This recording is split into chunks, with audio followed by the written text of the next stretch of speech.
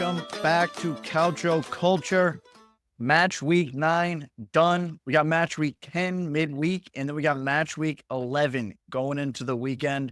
We have a ton of stuff to talk about, a lot of news in the world of football this week. And as always, you got your host here, Vos, and my co-hosts, Logs and Motts. Paisanos. He's Balon.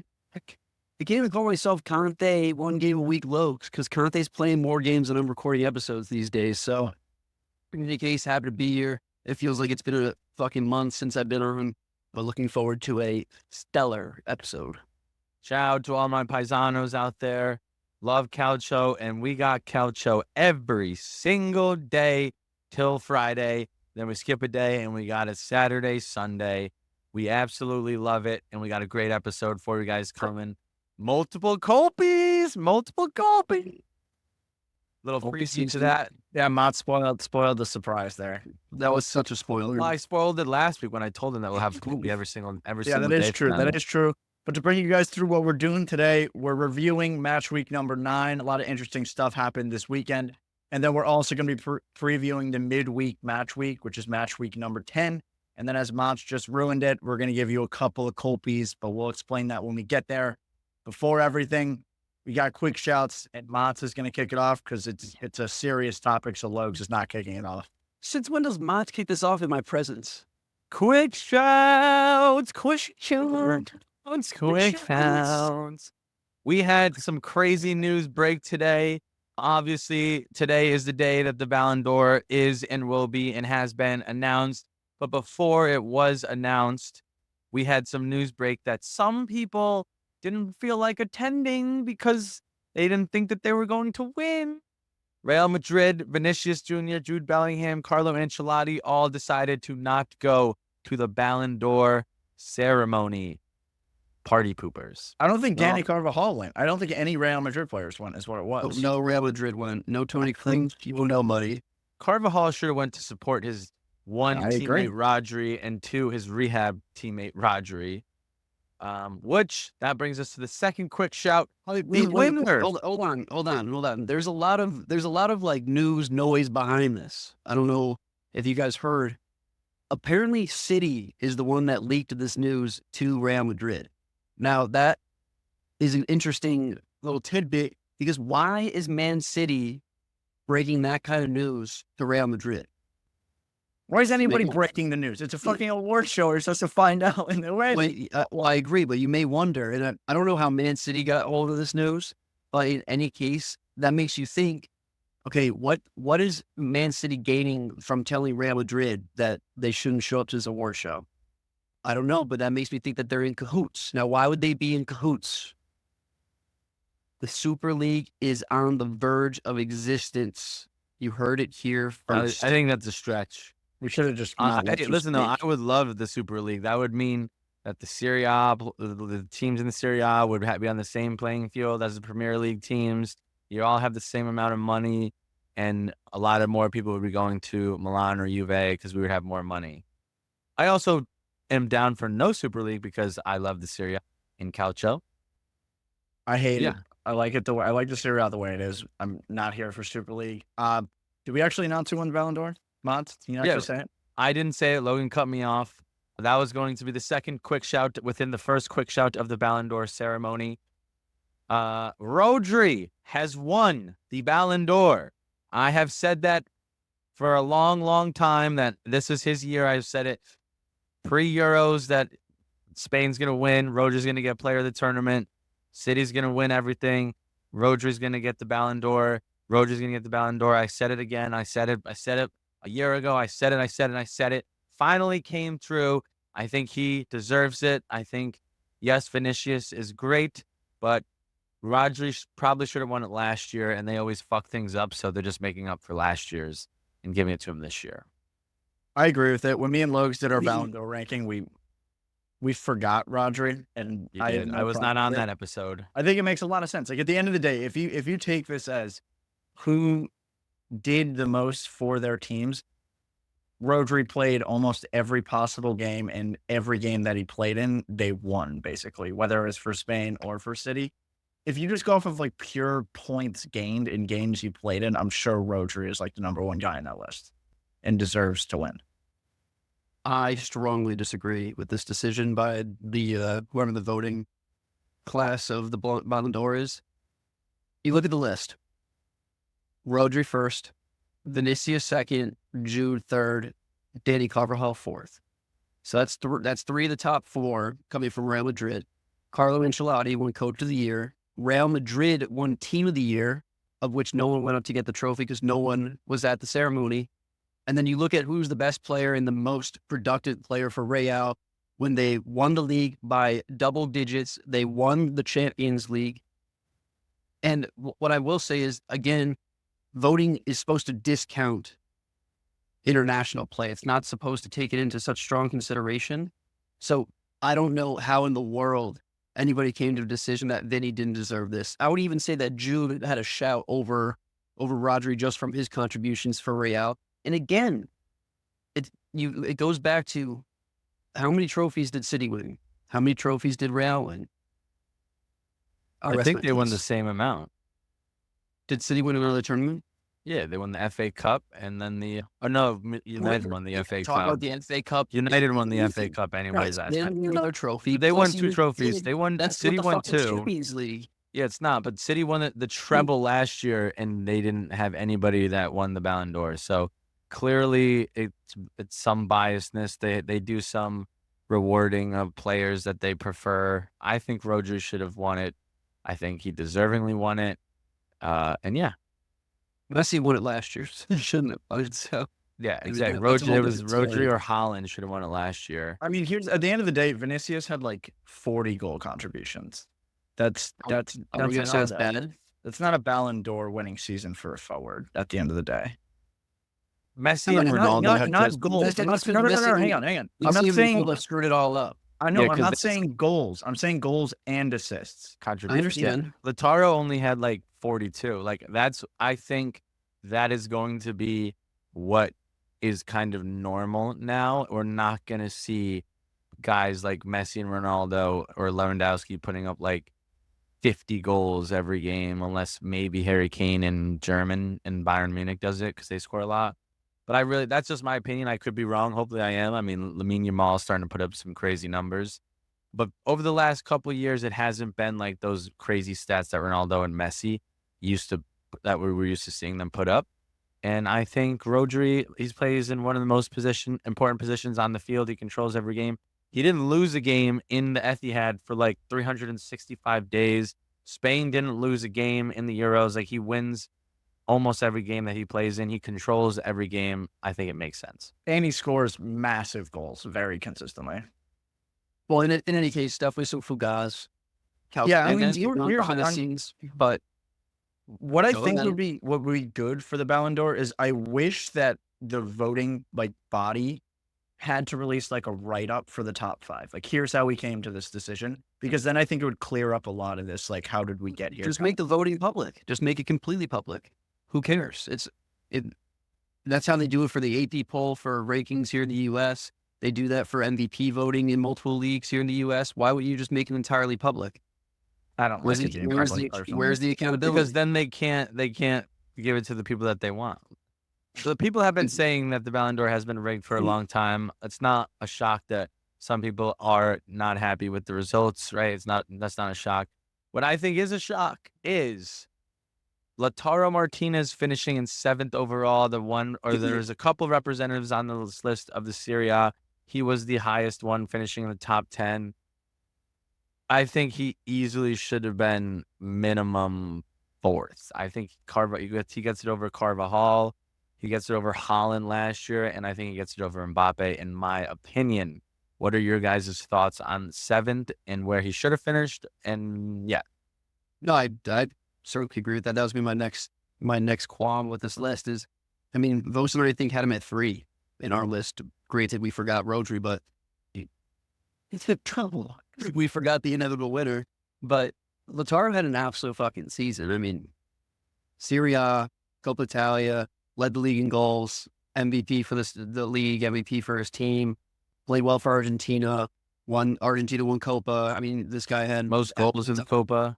This guy had accolades on top of accolades, and the fact that Kylian Mbappe got it over him because he's the wonder kid of the world. I mean, it's just, I think this is a really bad look overall for the Ballon d'Or going forward. I mean, this award used to be like the end all be all between Messi, Ronaldo, Messi, Ronaldo, Messi, Ronaldo, and it meant something. Like people winning it over those two was insane. Now we just have a free for all with no reasoning behind it. So it's unfortunate. Although Lookman at 14 is also interesting. I don't know how he got up that high. Hat trick during the finals of the Europa League. Yeah, I guess On Lautaro, this is my only other thing I want to talk about here is I think Motts hit the nail on the head. He definitely deserved to be at least 4. I would say, I don't know, dude. To break into 2 and 3 is tough. But, I mean, Jude Bellingham scored 19 goals in La Liga. That's insanity. As a makeshift forward. Yeah, that's insanity. But, like, I don't know. It's Don't tough. choose how. Everything that Lautaro won in a much more competitive league, I would say, too, and the fact that he was able to produce all that in Serie A is really outstanding. It is very much people looking down on Serie A that he's in 7th, period. He was much better than Mbappe and Haaland last year, and I don't think it was close. Holland for sure. And even Mbappe. Holland didn't even have a good year last year. Yeah, I didn't. It's just sinful. Even Lamine Yamal, I think, should have been higher than Mbappe and Haaland, in my opinion. He was so great the second half of the year. Yeah, so you got one more thing you want to talk about? Yeah, I just have one last qualm. I got a lot of qualms with this today, but Ballon d'Or is kind of on my shit list in general. But I will say, Emi Martinez is not that good. Yeah. He is not the best keeper in the world. He got the award again. He's not that good. He's just he's a show off. On Aston Villa, he makes bonehead mistakes. He's no better than Donny Rooms at PSG, and it's a travesty that he got this again. I do think that there was a lot of injuries for a lot of the top keepers. You look at Courtois, Alisson hasn't played consistently for a very long time. So I can see why he's in the conversation, especially given the spotlight that he's in for Argentina. But And the trophies. he's really not that good. Okay, so I agree with your point of a lot of the main men goalkeepers were injured this past year. If you don't think it should have been him, who do you think should have won it? But if we're going completely off of skill, and I want to say Mikey Jans, but he was also hurt. So again, it's all these guys are hurt. Donny Rooms is definitely not the best goalkeeper in the world. I will never say that. I'll never admit it. But then, do you look at Ederson, who had a really bad season? No. Do you look at? It just sounds like it's kind of like. I mean, I think Ter Stegen has a shout, but Barcelona had a terrible season. It's what you're saying right now kind of is reminding me of that one magical year Milan won the Scudetto under Pioli when it shouldn't have happened, but Inter were losing games. Juventus were a dumpster fire. Napoli couldn't figure out what their left hand and their right hand was. And then Milan just kind of took advantage of that. And that's kind of what Emi did this year with a lot of injuries, a lot of guys being out, some poor play on goals that you expect to be a lot better. So yeah, the only guy that played enough that could, and it does kind of suck because I agree with you. He shouldn't. He is not the best. Nor was it there were people better than him throughout the year. They didn't play enough though. And the only guy that really could have challenged him was Kobel from Dortmund, and he had a really bad piece of the year and went through ups and downs throughout the year. He was just good in some big spotlight games. He also didn't play for Switzerland, right? And wasn't it Sommer? It's definitely it was Jan Sommer. He's got right. the So Kobel didn't play for his national team either. So that's a huge part of it too. And so this is not but that was a great talk, but this is not a all league podcast. So let's get back to the quick shouts. We have one more that's not in Italy, and then we will bring this back to Calcio. Logs, I know you love a quick shout so much. Where are we going? We're going to Manchester, mate. We're going to Manchester.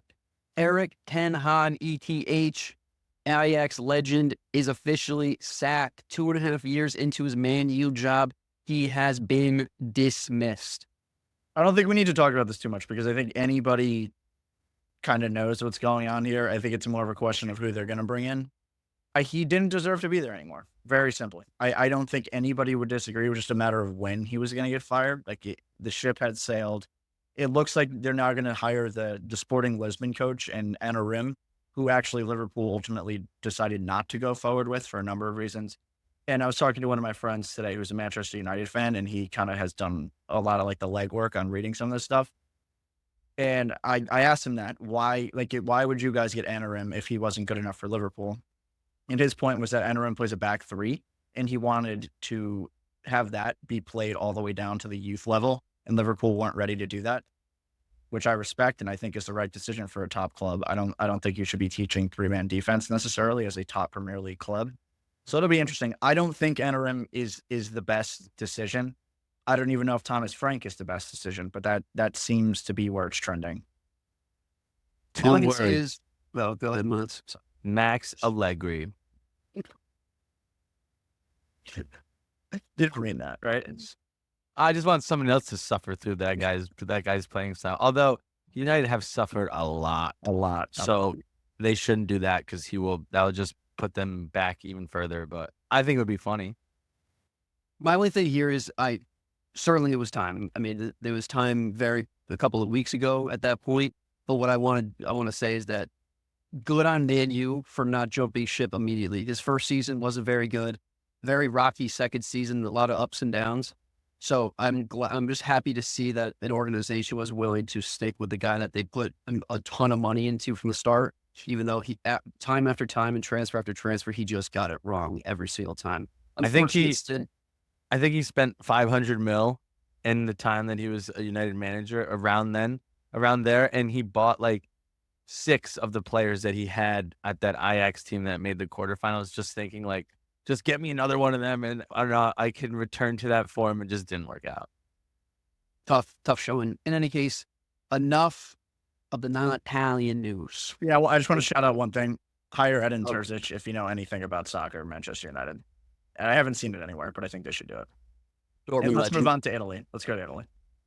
Get on the jet. Torino in the news. Not because of their play on the field, but their back office is putting in work.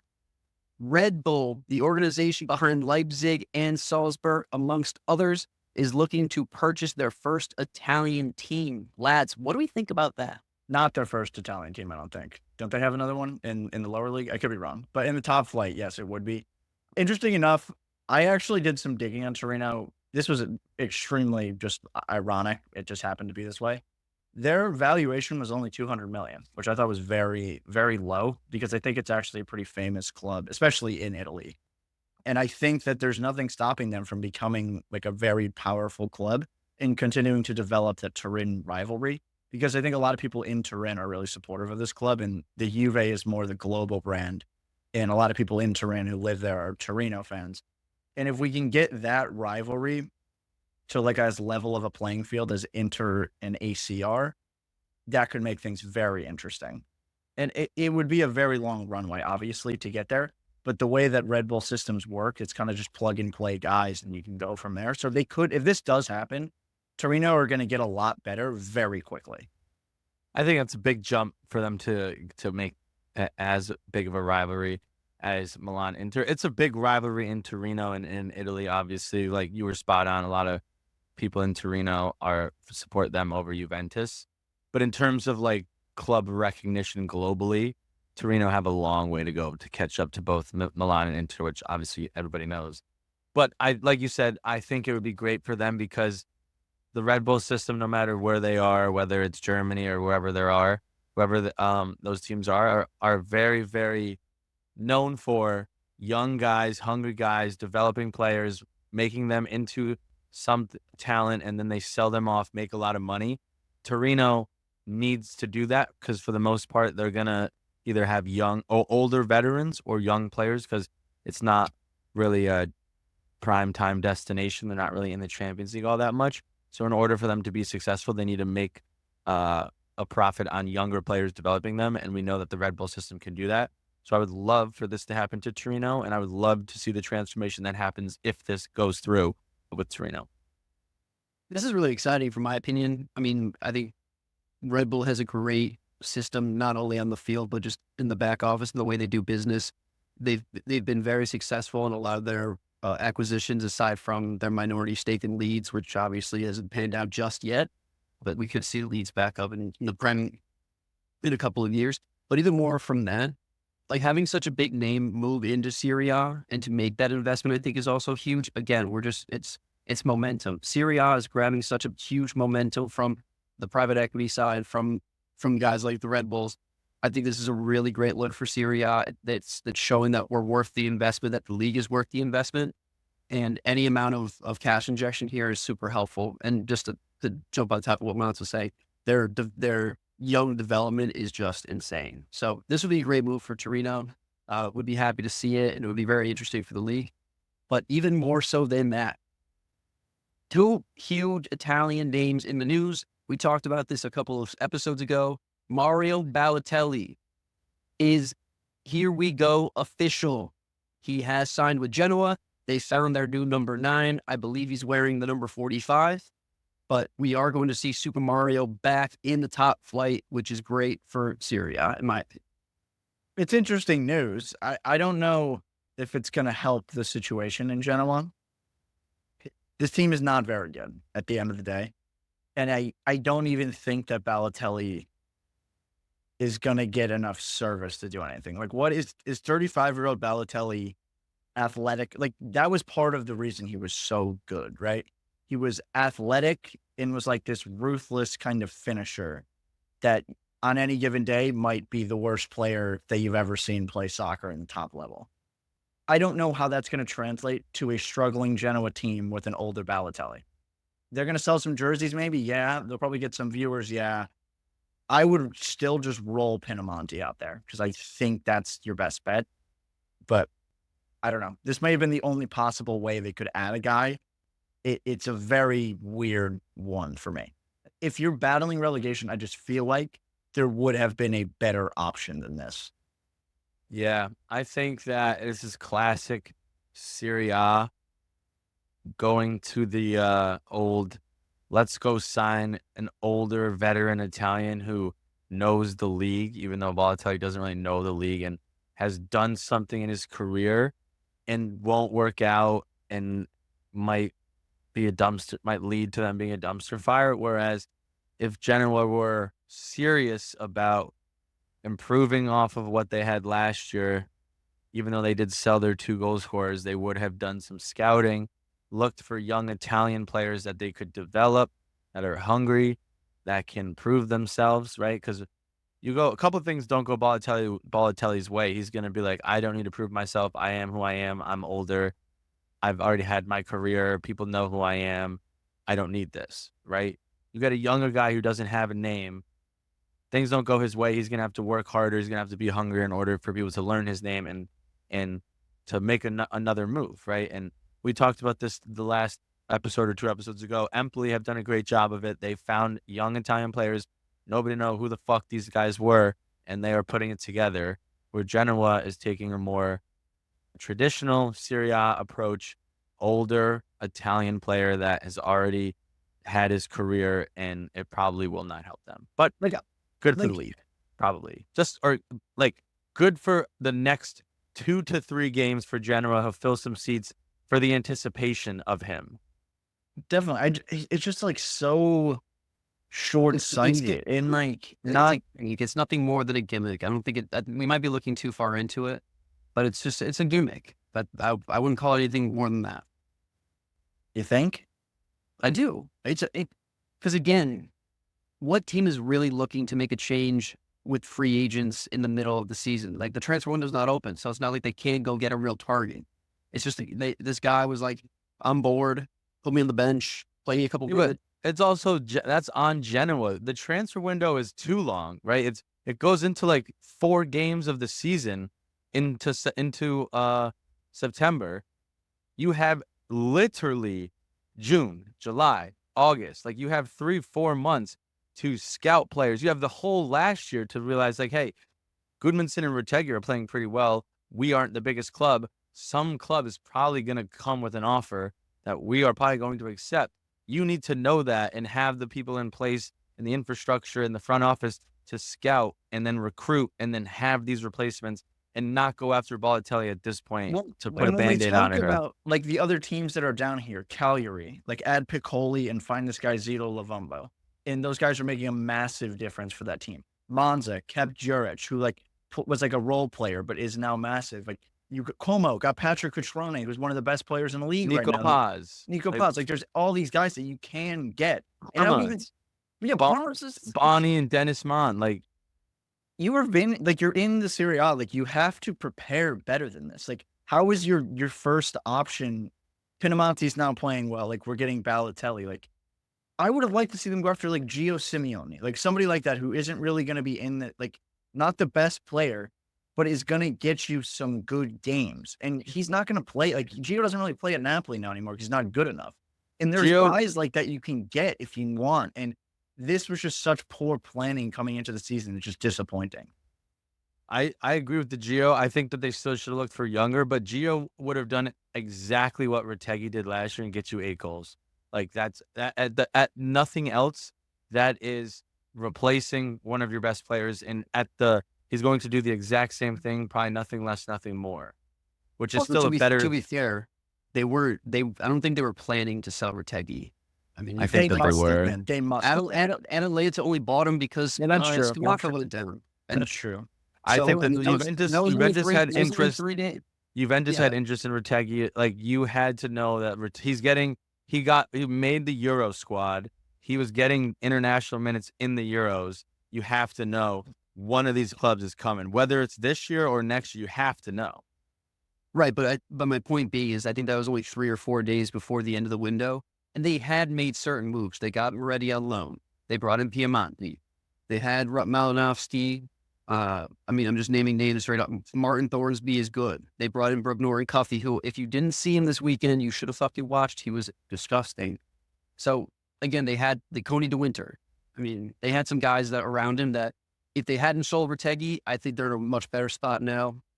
They fumbled the bag by only selling him for 25 mil, and now they're scrambling. And just to bring it back to the Empoli method, Empoli just signed 7 or 8 guys, and they didn't know who was going to be good is basically what happened, and just started rolling them out there, and some of them worked. You can just do that. You can just Verona last season sold 9 of their starters, and they just rolled out other young guys, and they stayed up, and they're an exciting team. So there's better ways to go about it. And I think that Como is a team that originally showed us 2 different sides, right? They showed us one, we're going to go after the old vets like Rafa Varane, Alberto Moreno. And then they also showed us we're going to go get younger guys that are hungry and want to prove themselves like Nico Paz. And now we see that Como's in the news about another even older Italian, even more of a brand name. And we gave him a quick shout 2 or 3 episodes ago. It was some team in Italy called Francesco Totti to see if he would come back and play. No one knew who it was. It now came out that it was Como. So Como is kind of playing both sides here where it's like, hey, let's get young guys and let's get old veterans. This one is a gimmick. If they actually signed him, this one is a gimmick because their 3 best players are already forwards. Nico Paz is kind of like a second striker. Patrick Cutrone is one of the best strikers in the league right now. Strafetz is more of a winger. Then you also have Belotti, who is probably better than Francesco Totti is right now. This is fully a gimmick. He's going to be sitting on the sidelines, and this is not going to happen. He would be a mascot. He would be a mascot, yeah. Which would be terrible. Francesco Totti cannot be a mascot. This is going to go check on the bench. It'll be sweet. Long, quick shouts today. We got one more. We have to do the classic check-in of the Colby. Yeah, Colby went poorly for myself and Motts. Motts had Roma money line, which was never even close. Napoli minus 1.5 was definitely possible. Didn't hit. And then Logs had the bet of the century with Empoli double chance, which is just a good, well thought out bet. It was deep odds. It was minus 165. So I can't say that it was some brain buster, but yeah, it was also we've talked about it before that we're not taking the double chances, and you went ahead and took the double chance. To be fair, my original bet was Empoli plus 0.5. So I did not take 2 bets. What's the difference between Empoli plus 0.5 and double chance? Well, I only had one side of the bet in my original thing. So, all right, We're done with Mine- quick shouts. This is obviously going to be a very long episode. We're 30 minutes in and just getting through our quick shouts. We have reviews and previews and cold piece still left in the holster. So we're going to get into match week number 9 and what happened this weekend. And we got to start with the Derby d'Italia, Juve at Inter. I'm going to just hand this over to Motts because this was a really weird game. I don't know how it happened, but it ended up being 4-4. And I think the bad parts of both teams were very much exposed in this game. And if they both don't grow from this, they're going to be terrible in Europe. That was my takeaway. I think Juventus can walk away more satisfied than Inter at the very least in this game. But before we even get into like the breakdown of the game, 4-4 in a Derby d'Italia is crazy. These games are usually maybe 1-1 because no team wants to overplay their hand. So 4-4 was nuts. But let's start from the beginning, right? So we saw the lineups come out. It was pretty similar from Inzaghi, right? You had the normal 11, although he finally played Dumfries, which Dumfries played really well. And then the one change, or the two changes were for the injured guys, would be Zielinski was playing that Hakan role, and De Vrij was playing in the Acerbi role. So pretty straightforward from Inzaghi. I didn't think anything was crazy. Then you went and you looked at Juventus lineup, and Thiago Motta just said, fuck it. I mean, I know he had a lot of injuries, but he was like, fuck it. Let's just see what happens here. Threw Weah at the left wing, first start at left wing for Weah all season, although he played well. And then he had in the midfield Fagioli, McKennie, and Locatelli, which there, I don't love the offensive side those three give to you. McKennie can go forward, yes, and he did end up getting an assist in this game, but there's not really a true number 10 there or offensive midfielder. And then the other big question mark I think everyone thought of this lineup that Motta came out was Danilo and no Gatti, especially after the performance Danilo performed or put out during the Champions League. So those were my initial thoughts on the lineups. Do you guys have any thoughts on the lineups? No, I think you nailed it. Let's just go through a little bit of what happened in the game, and then let's go back and talk about our points, big takeaways, because it wasn't oddly like a fast start to the game. Very surprising fast start. I mean, we had 3 goals in 20 minutes, right? 3 goals in 30 minutes or something like that. It was ridiculous. Yeah, Penalties, Inter started off 1-0, and then Juve scored 2, and then there was 2 penalties in a row. Inter got the first penalty. But let's talk about the PKs. Okay, the first PK that Juventus gave up was once again Danilo gave up another PK like he did in the Champions League. You cannot just see a ball in the 18-yard line and swing your foot and think that you're just going to clear it. If the ball is inside the box, you need to be the first to go and attack the ball, because every striker, every forward is thinking, I got to go get the ball. It's in the box. So as a center back, if you're just going to swing your foot and leave it out there, you're asking for a PK. And he knew it immediately. Immediately when he hit Marcus Thuram's foot, he was like, that's obviously a PK. So that was terrible on Danilo. Then Juventus ended up scoring twice, so they took the lead. And then Inter's on the counterattack, and Kalulu just straight up kicks Dumfries in the butt. So that was a PK. What I want to talk about that play, and what no one in CBS said at all, not even brought it up once to have a conversation, is a player is lined up off sides, and then that team puts a ball in, and it is deflected off of the opposing team. So the defense deflects it. Is that player now on sides? Because that is exactly what happened on the Dumfries and the Kalulu penalty kick. Dumfries lined up offsides. A player, I think Barella went to cross it in. Weah slid, deflected it, and it went straight into Dumfries. And then Kalulu, not really recognizing that Dumfries was there, kicked him in the back. But I don't know if it wasn't because he wasn't recognizing that he was there. I think he thought, hey, he's in an offsides position, so he cannot go play this ball. And they immediately gave the PK, and everyone said that's a clear PK, because if you see the foul, it is a foul, right? He kicks him in the ass. But I want to talk about how that offsides worked. Well, this is what I was texting you guys about like instantly, because Say instead of crossing it, which is what Barella was trying to do, if Barella shoots that ball and it gets deflected and ends up at Dumfries' feet, they'll call that offsides. So Yes. what What's the difference? Yeah, I don't know, and there could be some written. Because I don't know. I know This is that. So I know that interpretation. if Juventus have the ball and Dumfries is offsides and Juventus is passing it back to their goalie and Dumfries intercepts that, he's not offsides because Yeah. we played that pass. Weah was not playing a pass backwards. He was trying to block it. It got deflected and ended up going in Dumfries's area.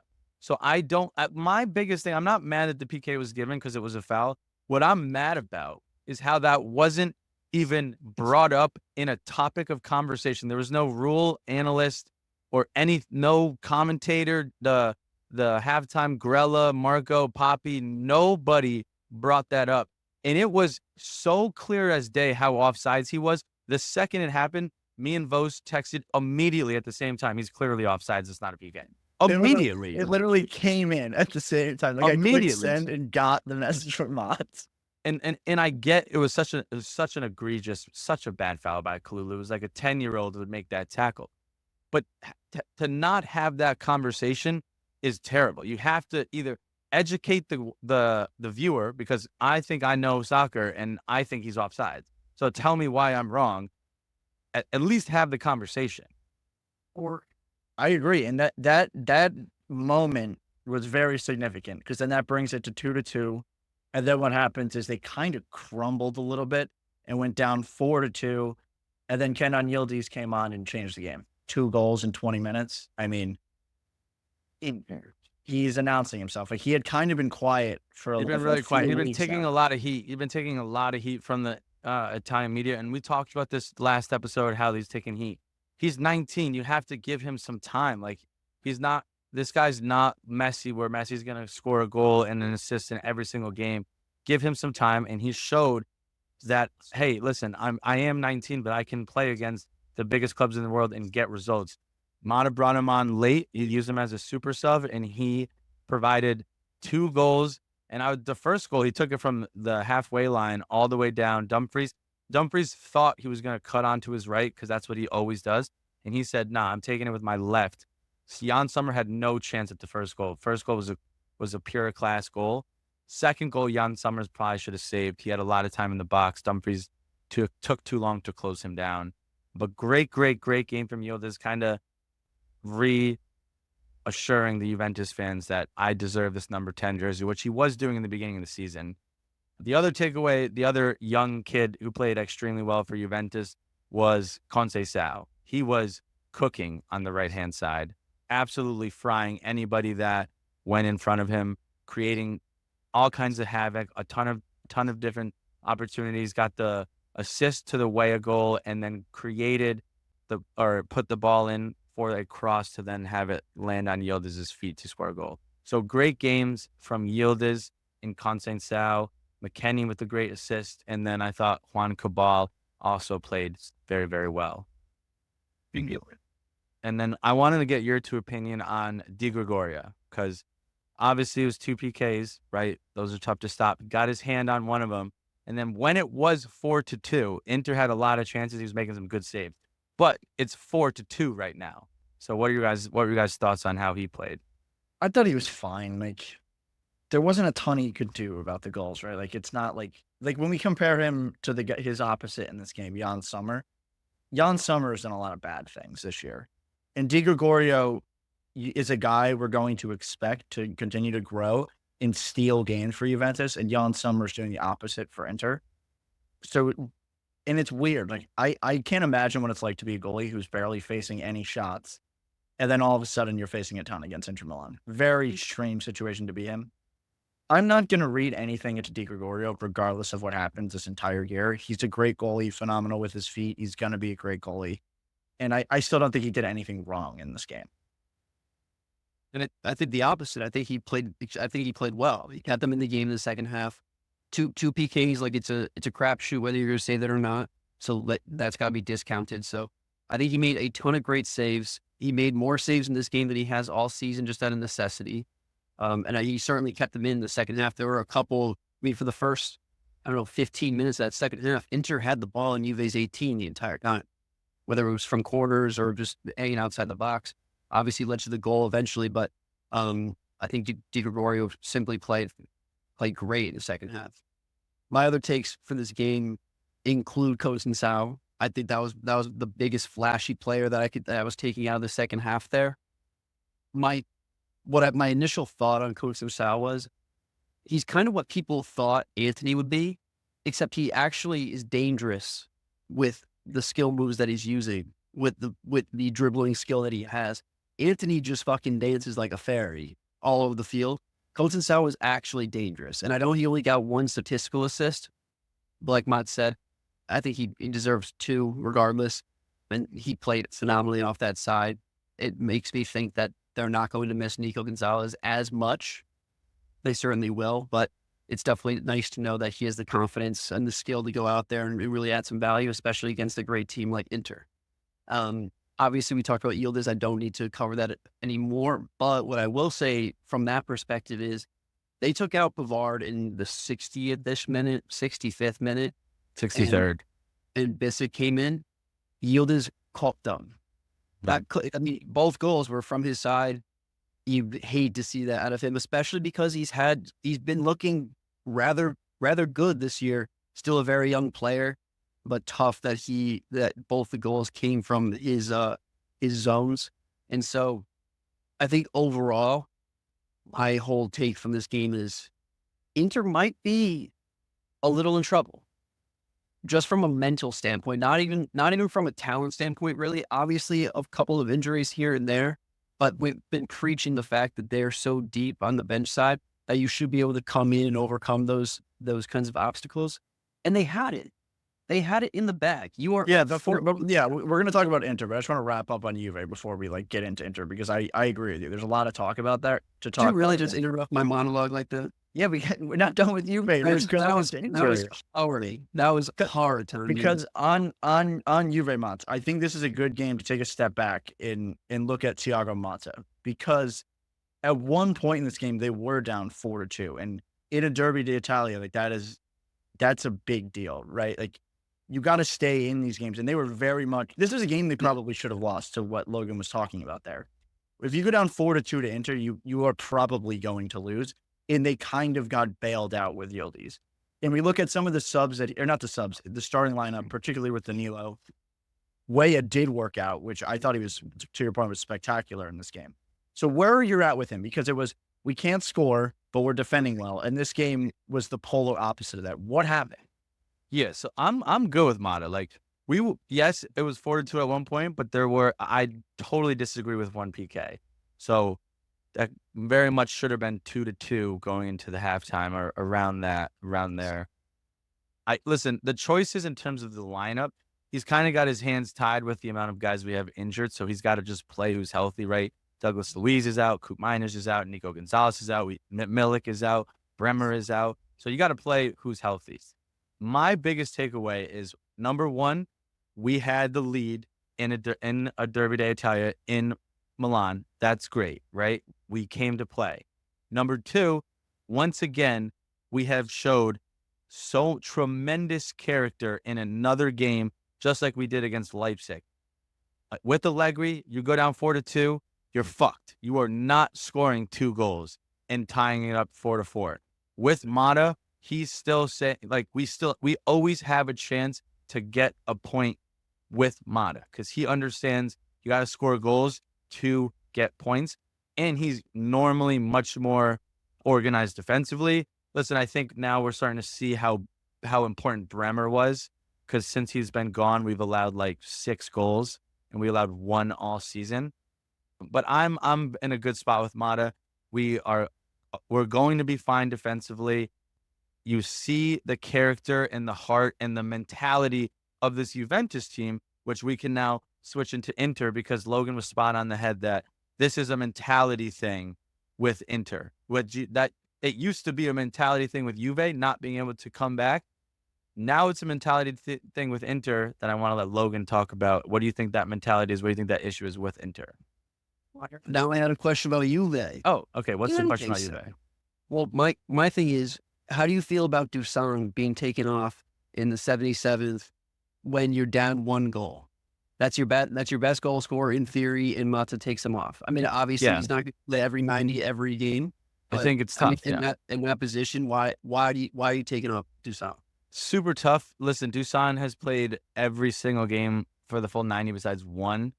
I didn't love the sub just because without him, we have just immediately stopped crossing the ball because our number 9 is Mbangula, who's not tall, and Yildiz is not physical at all.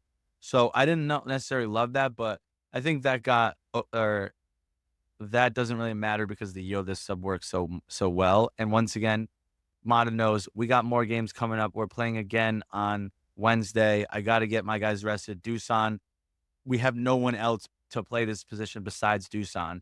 So listen, when I saw the substitute, I was like, fuck, like we are now fucked if a good ball comes in the middle because we don't have a number 9. But Yildiz made up for it on the left. So did I love it? No. Did I understand it? Yes. I thought Now- this was one of Dusan's Great better game, yeah. games. Yeah, he played I think well. so, too. This was the most complete performance I think we've seen from him in terms of the desire off the ball, which is a lot of the time that's obviously the whole can't finish is still an issue. But he contributed in other areas, which we don't see from him a ton of the time. Also, stat of the day, Dusan's first goal in a Juventus jersey in the San Siro, which is pretty crazy because he's played like 3 years now. But going back, takeaways for me, Juventus, I like it because you saw the mentality. They were on the front foot from the start of the game. Things happen. People made mistakes. They battled back. They show that they have grinta. They show that they are never out in any game under Motta, where Inter, it's kind of the opposite. They don't know, in my opinion, this year they don't know how to finish a game off. Logs, Inter's mentality. I know you weren't wanting to talk about it. No, I just think that they're soft. I think it's a matter of being soft this year, and they don't have that killer instinct that they showed time and time again last year. You're up 4-2. I think they made the right subs, bringing on a fresh center back. They brought on Fortezzi, who can obviously drop it a little bit further. From my opinion, that's what he's used to playing. I know he's been more of a 10 as of late, but can certainly drop back in. So it's not a sub question, and it's not a tactics question. I think it's just straight mentality. These guys just don't have it. And I think that's what it's been the whole problem, the whole season. It's not something tangible. Again, it's not a tactic thing. It's not a personnel thing. It's just, I think it's all a mental game that they have gotten comfortable being top dog. And I think a lot of other teams are gunning for them. And that hunger to beat Inter is overwhelming these guys from just feeling like they can win without even really trying. Well, I agree that it is some mentality, but I disagree in that I do think it is partially tactical because what we've seen from them every game this season is they cannot close the game. And that's because they're no longer willing to be a ball dominant team. And last year, what made them so good is they were lethal on the counter, and then they would also hold the ball to close the game out. As good as they were defensively, they could go into their shell and defend for large periods, but they were willing to be on the ball to defend. And they aren't willing to do that for whatever reason. I don't know what happened, but it seems that it had to be Inzaghi that says, if we have the lead, we're going into a low block now. And that wasn't Inter last year. And I don't know why they've gotten away from that, because the only guy that's not in the team is Hakan Çalhanoğlu. And as good as he is, that doesn't stop you from holding the ball. Just not having him. Like, you can still do it. I actually thought Zielinski was very good in that deep lying role. It was night and day compared to Barella. So I think they still have the pieces to do this. I don't know why they're not. Is it because Acerbi's not there? It maybe, but like I don't know what's causing that, because this is what's going to stop them from going deep in Europe. Because when you just sit back and defend against very good teams, this is exactly what happens. You have a 4-2 win, and then in a flash, it's gone. And that is how great teams win games. They get the lead on you, and they defend by attacking or by holding the ball. Because if you don't have the ball, you can't score, and then you can't win. And I don't know why they've gone away from that. Yeah, it doesn't make any sense. And what I'll also add in terms of, I think that it's mentality, right? Because last year, if Inter have a 3-1 lead, or even a 2-1 lead, or a 4-2 lead, you are not tying that game. You are not coming back there, killing that game off, whether that is another goal or you're not going to have the ball at any point in time or you're going to have it. This time, they don't have that killer mentality. They've allowed multiple goals in the 80th minute, which I've said before. I think that is concentration. They've allowed way more goals than last year. I think that is tactical.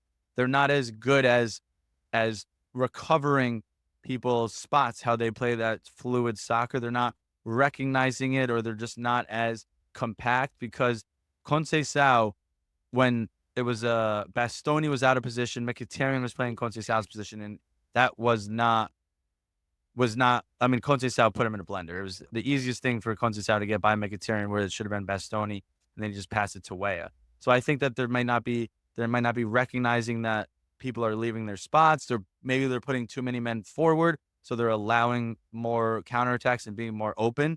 But maybe it's their age. I know that they're like the oldest team. Their average age is like 30. So because of all the games they played last year and how deep into Europe they went 2 years ago, now they played a lot of minutes and they're tired. I don't know what it is. I think it's a little bit of concentration, a little bit of mentality, and a little bit of tactical errors that they're making. And for whatever it is, Inter cannot put 90 minutes together other than that game against Atalanta. Well, the interesting thing about that Mkhitaryan thing that does go overlooked on what Hakan did well is he had picked up this ability to defend very well over the last 2 years, and we had never really seen that from him. And with Mkhitaryan, you obviously lose that. And I actually thought he was really good in this game from an offensive standpoint. He scored a great goal. Great goal. But even more than that, which is making things happen. I was calling for him to be benched before the year started, like calling for new blood, play Zielinski there. Completely shut me up. He's been great all year. But you do lose that because Zielinski doesn't have any bite. And Hakan has somehow picked up bite. And it makes a difference on that left side, which we have said time and time again. When DeMarco's up and Bastoni is slightly out of position, that's the area to expose them. Granted, Yildiz cooked Bissek twice on the other side. But it's a problem for Inzaghi to figure out, and we've been saying it again and again and again. If you're going to build your legacy, it starts this year, or else you're just going to be another coach in time. And he has a problem to fix, and it's very apparent. Yeah, and that's why I think that if you are Juventus, you can walk away more satisfied than Inter, because Inter had this game by the throat. They were up 4-2 in the 70th minute. You have 20 minutes to not let them score 2 goals, and that's exactly what they let Juventus do. And you were home. I know Juventus is a big club, but when you are a big club and you're home, you need to win those games. If you drop points, that's not looked at as a good result for a team like Inter.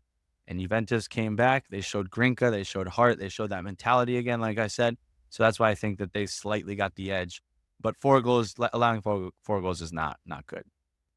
What do you think Inzaghi can do, Lokes, to turn around this mentality thing? Because I think this game was kind of personified through Lautaro Martinez, who I thought was very quiet and didn't really do a whole bunch for me everywhere. And that this is a guy last year in games like this who would take over the game. I saw a lot of frustration out of Lautaro, especially towards the end of the game there. He's definitely hungry, but there's not, and you're not even seeing it out of Barella. Barella usually is their emotional, engine, not only just physically, but emotionally. And I'm not even seeing that out of him this year.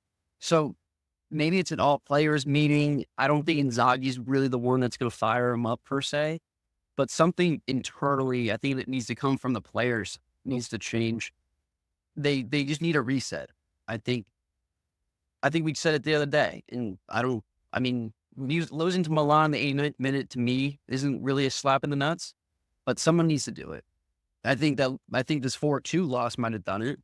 I think this tying a 4-2 game, 4-4 was a bigger loss mentally than losing to AC. The Milan derby, no way, dude. I 100%. That was the first time they lost in 6 matches. I 100% will stand by that. They had this in the bag. This was a bigger mental loss than losing the Milan derby. Well, here's the thing that Motts has always been saying, that Inzaghi doesn't rotate the squad. And because of that, is there not enough competition on the team to drive players to get better or be better or beat out like a guy behind them? Could that be a piece of it? I don't know. It's so weird. It's that really they weird. Can go from what they were last year to this. It really doesn't make a lot of sense. It's very weird. We also said that this stretch of games was going to be telling, and I think it's showing a lot about the cracks, the weaknesses that Inter has going on. So again, is this stretch of games a wake up call? Hopefully, a good team will come out of this stronger and will make adjustments.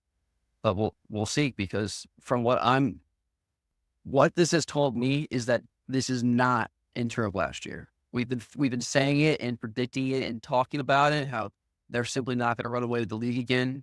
They are not even remotely close to that form. Motts has been saying it. I actually said this the other day, that Motts has not gotten enough love for his Napoli shouts. And I've been said that about Inter too. I said that we're and not, especially, and also on the Inter side of things. So again, needs to reassess how I look at this Inter team, and that they're not undefeatable. They aren't broken. Oh, they're surely certainly not. They're losing games, so here we go. tying games. One last question that I just thought about, and then we'll go on to another team that's broken and battered that we all really liked coming into the year. If this continues, can they sack Inzaghi at the end of the year? Even if they finish top 5? I think they can. I mean, they only extended his contract till 2026, so it's not like they're committed to him for the long haul. And they definitely were coming into this season with the expectations of Champions League final, Champions League win, Scudetto win, like multiple trophies. I think really the only thing that can save him if he doesn't finish first in the Serie A is his performance in Europe, which if they continue to play like this, he's not going to go far again in Europe. If this is their trend all season, certainly can sack them. They're playing like a 4th place team, which for Inter, that's an absolute failure. Yeah, I agree. And I also think from coming into the season, they were best positioned to be successful this year compared to all the other noise that was going on around the league. So much change, so much turnover everywhere besides Inter. Yeah, it's just crazy. But going on to another team, we're all super hot on, that are now in the dumpster. The fire is growing. I don't even know what else to talk about with them. Roma went to Fiorentina and got their teeth kicked in 5-1. Maybe not giving enough love to Fiorentina, how I'm saying that, because I think they're probably a top 5 team in the league right now with how they're playing. A lot of players in form. In this game, Moise Kean scored another 2 goals, which is so great to see. We talked about him coming into the year. And the other notable one, Eduardo Bove on loan from Roma, also netting a goal. And this is in a game where we saw Brian Cristante pulled in the 30th minute.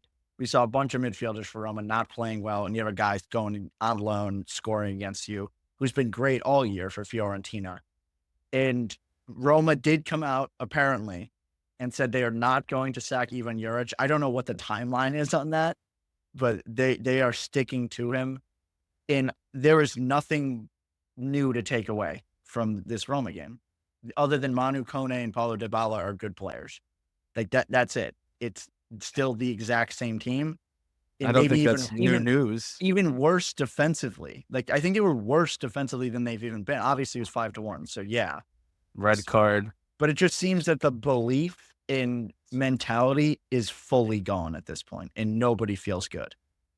Yeah, I mean, I said that last game when they were walking off the field that nobody looked like they gave a shit besides Paulo Dybala, because Paulo Dybala has been there, has done that, has won in this league, knows what it takes, knows the effort that you need to give on the pitch in order to win games. And I'm not saying that no one in the Roma team does, because they have players that do, like Pellegrini, Idi Mancini, Cristante. These guys have been around this league, have gotten results in this league, have finished high in this league, have gone deep in European tournaments. For whatever reason, they don't look like any of them wanted to play. And that could be because everybody was so behind De Rossi, and then they sacked De Rossi, and people didn't know why they sacked him. And then now Ivan Juric comes in, who doesn't have a tactical plan offensively. His tactical plan is probably just let my kind of stars figure it out themselves in Dybala, Pellegrini, Soulé, and Dovbyk, but they clearly have showed that they need some tactical guidance and can't necessarily create on their own until they kind of get informed. So that's when you kind of need to look to your manager to have him help them be put in positions to succeed until they start to get in their normal form, and then they can start doing the things that we know that they're capable of, like Dybala scoring from 25 yards out, Pellegrini with the free kick goals, and Dovbyk scoring 29 goals in La Liga. But with all of it not happening or not going to plan, and Juric not having a plan, and all the turmoil that happened during the season, and all the new faces brought in, there is just so much moving parts. I didn't even mention how the owners are buying a new club in Everton. There's so much going on that I don't think their players are doing a good job of zoning it all out, focusing on the game, on the task at hand, getting the results. The noise is in their locker room. I'm sure they're hearing everything. I'm sure they don't know about there's just so much going on that it's affecting the play on the field, and it does not look like it is getting any better anytime soon. And I asked you guys this question before. I asked you guys it last week. When is it going to get to the point where Roma are they going to finish even top 6? Top 6, it doesn't look like, but the real big problem here is there's zero accountability out of this team. You start from the top and you look at Ivan Juric, which again, this isn't his team. He just kind of adopted this. He got thrown into this role. It wasn't his window. These are guys that he's just now being forced to use. So he's like, all right, well, this is not my team. This is not my squad. I'm just makeshift for me. I'm doing my best. So that he's got his out. Then you look at it from a player standpoint, and you have guys like Pellegrini and Mancini who lead this team in the locker room. Even Brian, I would throw in that mix. Brian, I was going to say a whole nother thing, but from a Pellegrini and Mancini standpoint, like these guys are playing like dog shit, and they're usually the ones who, if everyone else is playing poorly, at least they'll keep them in the game. Then you have Cristante, who literally fought De Rossi out of this team. Tried to fight this guy in the locker room, and now he's out there playing like dog shit. One bright spot is obviously Dybala. Another bright spot, which you don't want to see as like your shining star in a situation like this, but Svilar has been great. I know obviously 5 goals is not good. Don't get me wrong. I'm not going to say that's not the reasoning, but he's had a bunch of really good matches for them thus far. And so I think just again, from an accountability standpoint, Angelino's new, Hermoso's new, Dovbyk is brand new. All these guys came in. This isn't their team yet. They don't have an allegiance yet. And it's just really sad to see that that's translating into the field and into the play. Into the play and into the field. I just you look at if you were to just look at the result, like click on something, you would see 5-1, Roma got a red card. Okay, obviously they were playing down 10 men. Roma got a red card in the 65th minute. It was 4-1. And then they let up 1 goal, and it was a Hummel's own goal. So it wasn't like, oh, they had this man advantage for 60 minutes and Fiorentina just outnumbered them. There was 11 on 11, and it was 4-1, and then they got a red card. And there wasn't yes, Kone scored, but there wasn't even a chance that for Roma that I was like, oh shit. There wasn't anything. Yeah, no, that Kone goal was just a pure moment of brilliance. Great strike from Manu Kone. And he was kind of due because he'd been doing that every game. It just wasn't going in the net. And there was just no sign that they're going to generate offense. It's the same thing every week. Like, at no point do they look scary. Like, that they never get the ball in the box to create an opportunity. All their opportunities are shots from distance that are kind of half chances. Or it's like like you just said, like a play of brilliance from one player. Like Dovbyk went on that run where he got the ball from 30 yards out, took on 2 men, scored. Kone's deep goal, Cristante's crazy deflection goal against Venezia. It's like they're not consistently scoring in specific ways. It's just like moments of brilliance by players that aren't going to give you that game in and game out, which is not going to lead to results.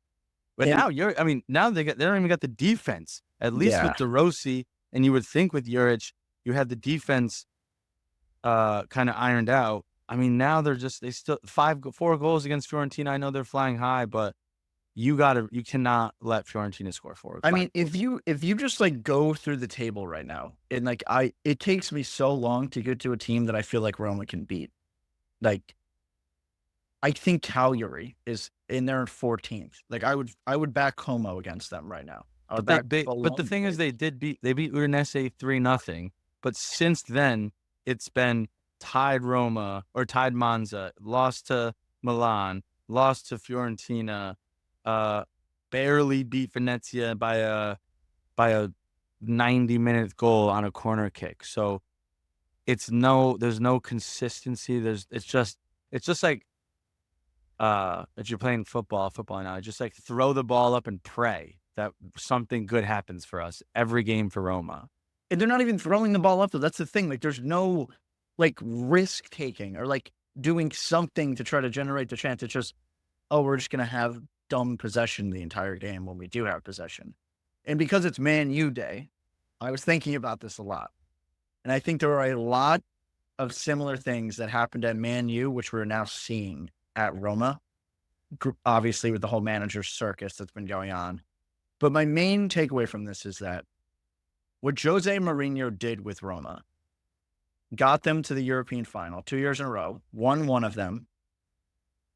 Do we need to reevaluate how good these players were? Jose Mourinho finished in second place with Manchester United and said it was the best thing he ever did. Was what he achieved at Roma overachieving with these players? And we are only seeing them and coming into the season saying, oh, they can be this good because of what Jose did. And we look back at the Manchester United and we saw this was not very good. And yet he was able to do that. And now we look back, oh, he finished second with them. They can't even come close to that anymore. They're so bad. Is this the same thing, the same story over again now? And this very simply, these players aren't good enough and they overachieved very briefly. I don't think they overachieved because I think that a lot of these guys have been good for a long time. And it's not just been in one system or another. It's been across multiple years.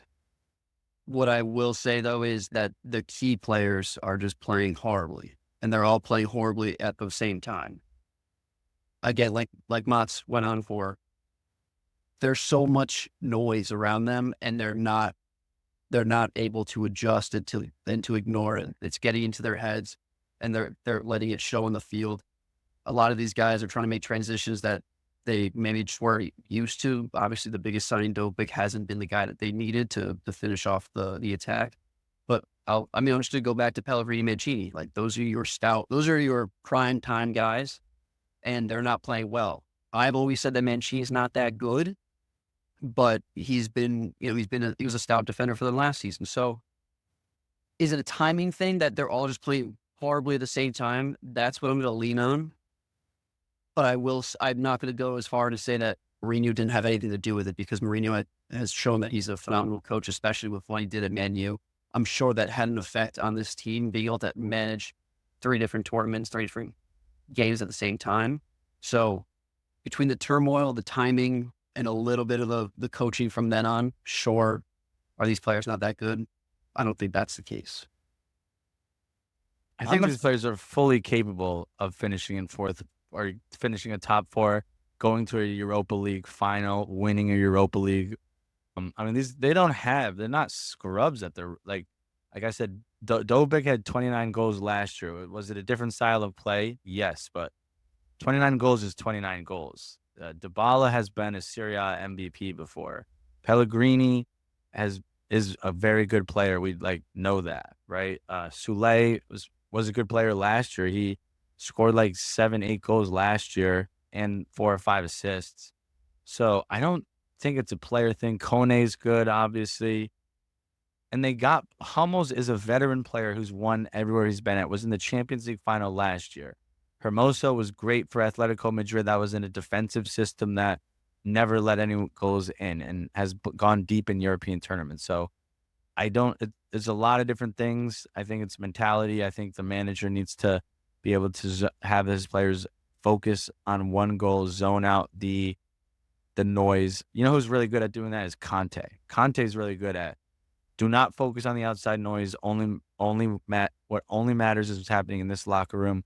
Focus, and get results. Roma don't have any of that right now. On the other side of things, Palladino got things fucking rolling in Florence right now. Motts, what's the stat the last 3 games? Last 3 games in the Serie A, Fiorentina have 13 goals for and 2 goals conceded. That is a lot of goals in 3 games, and not that many goals that they're letting up. And this is my, in my big thing with Fiorentina, like great comparison to Roma. On paper, these players are inferior to the Roma team, but at this point, they literally do not have somebody that is out of form.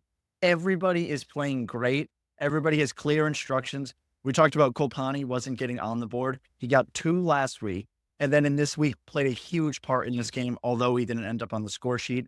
Adley is playing out of his fucking mind all of a sudden, and is just pulling strings from deep. And you just go through this team. Everybody is playing so well, and they are amazing to watch because of how attack-minded they are. Fiorentina is my ex-wife and is now my glamour. I lived there 2018. I got my jersey. I got my kit in the closet. I fell in love with the second lover. As you fall in love with 2 people, you always go with the second. That was AC Milan. They drive me fucking nuts. So I had to go back to my ex-wife, make her my glamour. I love this Fiorentina team. When you look at top to bottom, the thing that We got another Gumar announcement. this is like you said, the Gumar announcement. Fiorentina is my Gumar. It's been clear. But the one thing I will say that I think this makes them almost like the sweethearts of the league is that you go top to bottom, this squad is filled with underdogs. Absolutely filled with it. They've got a ginormous chip on their shoulder. We'll start with Palladino. I'm sure that he was in the running for a lot of these managerial openings that were went around the league. You had Balon, you had AC Milan, you had Juventus. Everyone probably overlooked him, and they literally, Fiorentina just replaced some guy that went to a better team in Bologna, who's obviously not playing that well. So Palladino, chip on his shoulder. He didn't get the big job looks. He's doing a phenomenal job with the Viola. And then you go look at the players. Moise Kean, outcast from Juve. Bunch of really bad years. He's absolutely running right now. Eduardo Bove, playing against his former team. They revamped their midfield, said that we don't need him anymore. He comes to Fiorentina. He's been a great addition to that midfield. Yacine Adli couldn't stand AC Milan even with his barbecues. He's balling out. Vos and I were hot on Yacine. He's a great player. The grill to stir. He said the grill. The fact that we couldn't bring the best out of him was just an absolute travesty. Robin Gosens has no knees, and he's playing phenomenally for this team. David De Gea, run out of town by the Man U faithful. He's playing phenomenally. Andrei Kolpani led Monza for an entire season. He finally got his look. He's now playing well. He's back in business. If they get Goodmanson going, again, coming from a bottom-tier team, now getting the spotlight.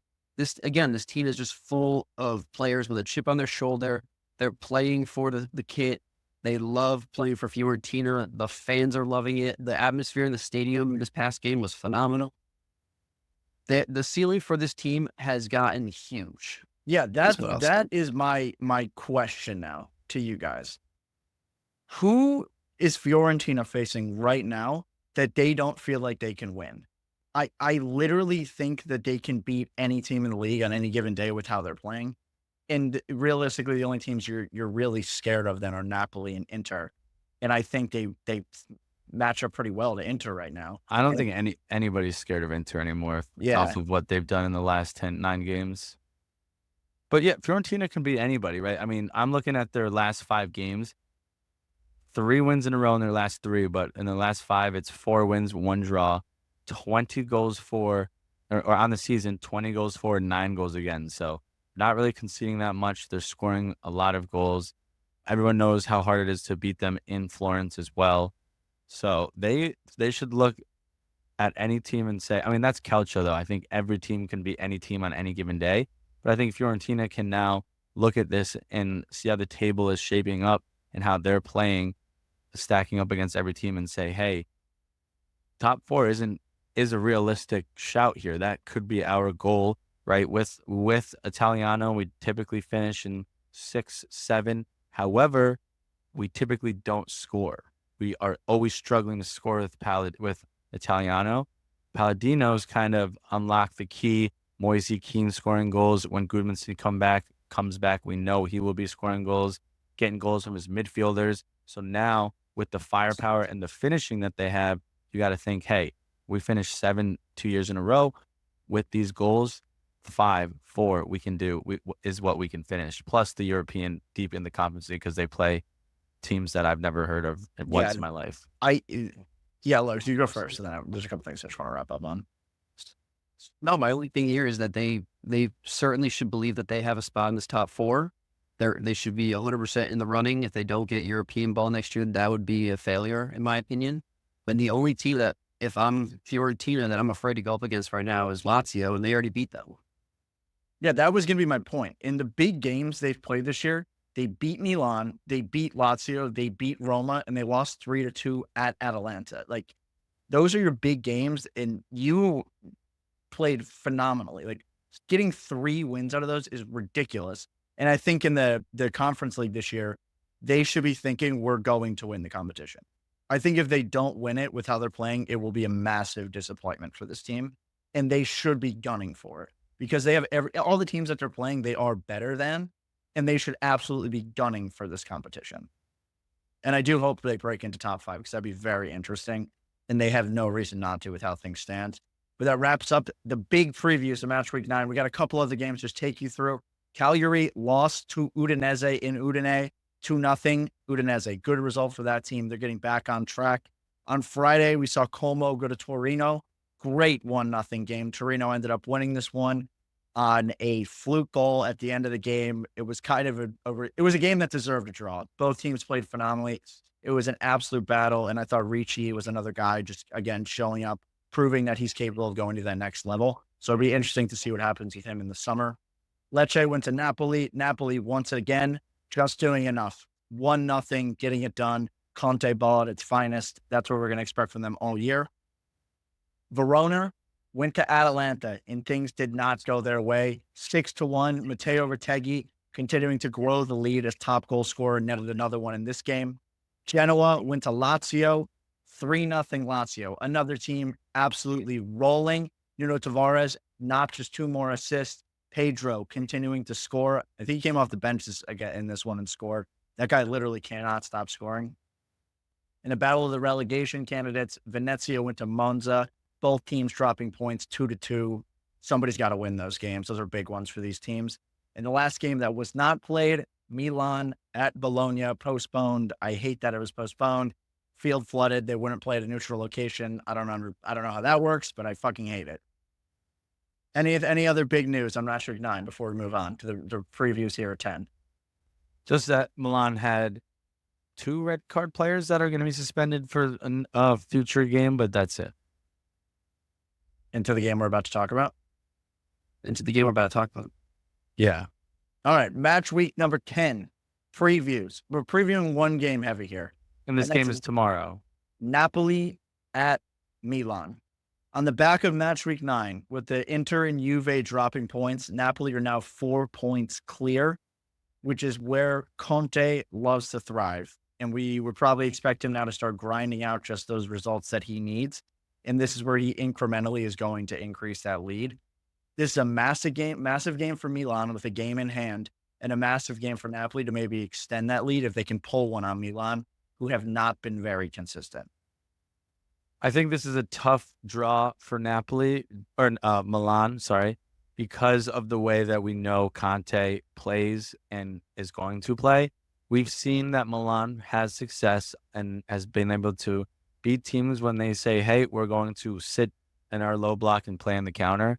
That's what Conte does. Conte allowed Empoli to have more possession than Napoli. So if you think that they're going to go out, Conte's going to go out, change his style of play and have the ball more than Milan, you're wrong. So Napoli's going to sit deep. We've seen that Milan struggle to break down a team that sits low. Leao struggles to do that as well. He's much better in space. It's really just going to probably be, can Pulisic save them, get them a result? Because I think that Napoli is going to be sitting low, extremely hard to break down, hitting on the counter with Kvara and Lukaku. And also, before I pass it to Logs, I'm interested to see what Christian Pulisic can do being on the same side as Buongiorno, because we have seen Buongiorno delete humans when he on the left-hand side, and that's obviously, or the opponent's right-hand side, Napoli's left-hand side for defensively, to just delete them. However, that also makes me think we have seen Di Lorenzo struggle very heavily against players with Leao's skill set. So Buongiorno could delete Pulisic, but Leao has an opportunity to kind of exploit Di Lorenzo and his bad defense like Lamine Yamal did for Spain against Italy. Nico Williams. Yes, Nico, my bad. I'm weirdly optimistic coming from the AC side. And as I've been thinking about it, as Motts has been speaking, we had a great game against Club Brugge last week, a 3-1 win in Champions League. Unfortunate that we had the Bologna games just postponed because then the red cards obviously moved to this game. That means no Teo. That means no Tijani Reinders. That we're looking at a lineup where Pulisic is going to play the 10. So that actually might play in our favor because he's not going to be lined up against Buongiorno. We're going to have Chukwueze on that side. And maybe we just have him run around like a chicken with his head cut off and just kind of keep Buongiorno busy per se. The other thing that I'm not happy about, and I can't believe I'm saying this, but Davide Calabria has been hurt. And he only shows up for 2 games a year. And it's when they play Napoli. And it's when he goes up against Kvaratskhelia. So we do have Emerson Royale trotting out there. I think that's going to be horrendous to watch. But I'm optimistic because I feel like AC plays their best and has their best results when it looks the most dire. And on paper, this game looks like a fucking murder. This from the top level. Disclaimer: I already took Napoli money line. I think Napoli could run away with this, but some part of me just feels like AC could show up here. Apparently, Chaw is supposed to come back tomorrow to start. He might be to play with Pavlovic. I think, in theory, that should be strong enough to keep. Why would you not go Lukaku at bay. Gabbia? Why would you not go Gabbia? He's been playing Gabbia so gonna well. be too. You got Okay. So that's going to be the back two, which I think plays in our and AC Milan's favor as well, because that's 2 really strong players going up against Lukaku. I don't think Tomori stands a chance there. I definitely don't think Gabbia stands a chance against Lukaku in those situations. So we give up a little bit of speed just to make sure that the physicality doesn't overwhelm us. But I'm not going to be surprised tomorrow to see Pulisic come through with another goal. Maybe Leao wakes up a little bit. He has one, or at least creates one. We have Loftus-Cheek playing.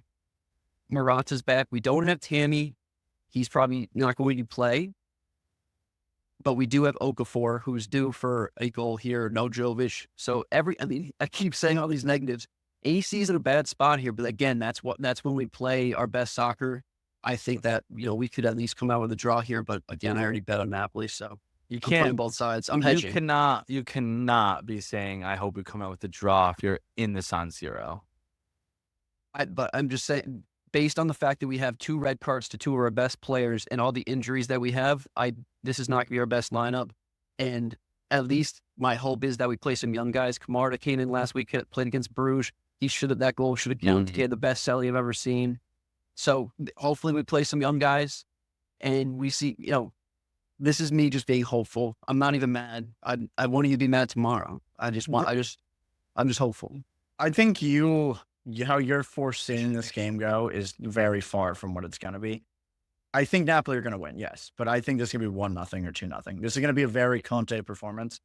What we've seen every single game from Milan this year is when they have the ball a lot, they fucking suck. And they need that transition period to create their opportunities to score. And in the Bruges game is the best example of that. That game was very open, and all of their goals kind of came out of that turnovers in the midfield, countering very quickly. Conte is just simply not going to allow that to happen. Period. It's going to be kick the ball up to Kvaratskhelia and Lukaku and let them go to work. I think Lukaku is going to eat Shaw alive if he plays because he's such an experience, and we kind of get away from him being intelligent because he's not clever with the ball really, but he's a smart runner and he's a smart guy in terms of backing into you. And Kvaratskhelia is just going to fucking destroy Emerson out there. I mean, there is going to be so much room to run on that left-hand side for Kvaratskhelia with how Milan line up every game. Emerson kind of tucks in pretty heavily now a lot of the time. And Kvara's just going to be 1v1 with him. That's going to be a massive problem. And on the defensive side of things, they know what they're doing. they are not going to allow a goal in this game. I don't see a way Milan score unless Leao does something crazy, because I don't think Pulisic is even, they're just going to foul him. Like, they're not going to give him a chance to do anything. This Napoli team is now just so disciplined and the defensive side of things that once they get a goal, you're dead. They're just going to strangle you, and that's it. And I don't see a way Milan break that down because they don't have the guys to do it. Yeah, I mean, in terms of statistics of this game, Napoli in the season goals for have 16. Milan also have 16. Napoli goals allowed 5, Milan 9. Napoli in their last 5 games have 1 draw, and then they've won 4 in a row. Milan have 4 wins and 1 loss in their last 5. So both teams pretty close in terms of in form. And Napoli's obviously more compact in the back, which we know. And I just think Cavada can expose that defense on that left flank, no matter who you trot out there. But one last thing I want to say is, this game last year, Pulisic would have been a non-factor. This season, everyone's talking about how good he is. He could be the best Serie A MVP. Got so many goal contributions since he's joined. This is a game, and he's been doing it in the big games. He's been showing up. Showed up against Inter. Showed up against Fiorentina when it was needed, even though they lost that game. Can he continue to do it? He's got to continue to show up, because we kind of know Leao is not going to. So very big game for me for Pulisic to see what happens, see what he can do. And for Napoli, this is the first of a very hard run of games where I think everybody's going to be rooting for whoever Napoli is playing against in terms of other clubs in Serie A, because somebody needs to pull points off of Napoli over these next couple of games. And I'll run you through who they're playing. Milan this week, then Atalanta, then Inter, then Roma, then Torino, then Lazio, then Udinese. Like, that's everybody that they're competing against. Somebody is just going to get pull, much easier after that. I mean, I know you yeah. don't want to overbear them, but then they have Genoa and Venezia, sure, somewhat easier. Then Fiorentina, Verona, Atalanta, Juventus, Roma. So it's going to get tough for them. And if somebody doesn't pull a win off, like people, the other, like when Napoli is away from home, these teams need to beat them or Conte is going to win the league. Period. Yeah. Like he wants to draw when he's away from home, and he'll take a win when he can get it. And it's going to be on the other teams to bring it to them. We saw Juve not capable of doing that. And Conte got exactly what he wanted out of that game, which was just a snooze fest. They'll take their point and they'll leave. And we're going to see a lot of that over the next couple of weeks, I think. Any other points, guys? Are we running through the other games? Run through them quick. We're going to do more previews on Wednesday, obviously, of the Thursday, Friday games and reviews of the Tuesday, Wednesday games. But just run through them and we'll break them down in more detail on Wednesday. Yeah, Wednesday's going to be busy again. So we got Torino at Roma. That's going to be a fun one. Verona at Lecce. Should be one for Verona. Bologna at Cagliari. Udinese at Venezia. Inter at Empoli. Interesting game to watch. Monza at Atalanta. Parma at Juventus. Fiorentina at Genoa. And Lazio going to the lake to play the little lads by the lake. And then, so like I said, we'll do the reviews of Tuesday, Wednesday games on Wednesday. We'll do the previews of Thursday, Friday games, and possibly the weekend games on Wednesday. Packed episodes, obviously, because we got a lot of Calcio. But we do have 2 more segments. Colpi di Luna. Colpi. I think everybody's demoralized by the Colpi now. Yeah. Nobody looked too excited there. We're giving you 2 Colpis this week, guys, because we got 3 games on Tuesday, 3 games on Wednesday. We're doing a full Tuesday Colpi, which means somebody has to post this tonight, I'm just realizing. And then we're also doing a Wednesday Colpi. We're going to bring it through them right now. Starting Tuesday Colpi. Logs, you got the hot hand. What do you got? We have Verona money line. This one stuck out to me because I think Lecce's dog shit. And even though they're at Lecce, Verona plus 250 money line. I mean, that is value. If I've ever seen it, I had to take. I've decided to do is, because I usually give a long explanation about how I love my pick, and that clearly doesn't work. So I'm not going to give any explanation at all and just say I'm going under 2.5 in the Bologna-Calgary game. I'm going wild card. Kvaratskhelia at anytime goal scorer. Napoli at Milan coming in at plus 550. We got no slump busters on the Tuesday Colpi.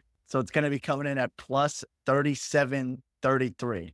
Very fat Colby. Very fat Colby.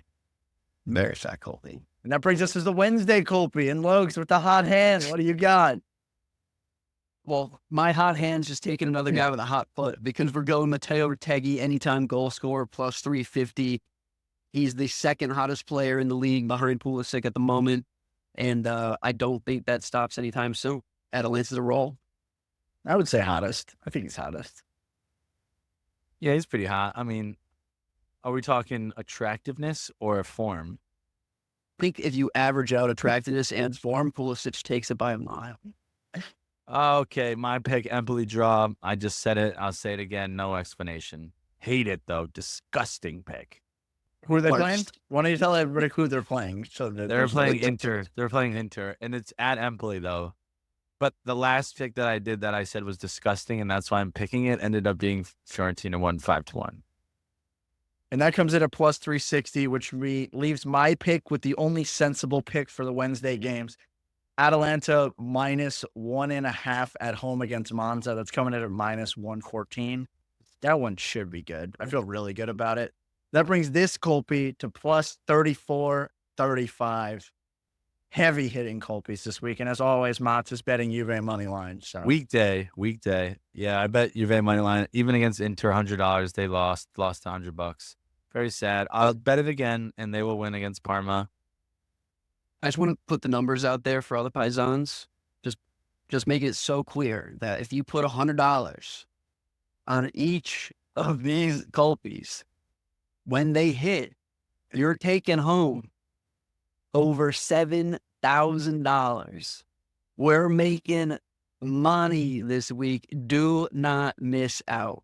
Let me just say one thing for the Paisanos.